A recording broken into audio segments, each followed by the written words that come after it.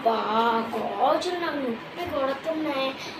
నేను చైర్లో కూర్చుంటే అమ్మ ఎలాగా లేదు కదా ఇంట్లో అనేసి కూర్చున్నావు. కూర్చుంటే నీకేమైంది?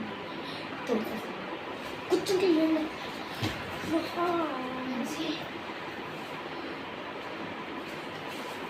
ముష్టిగా ఇంట్లో ఉంటాను, నాదే తప్పు, నువ్వు బయటికి పోవే అనేసి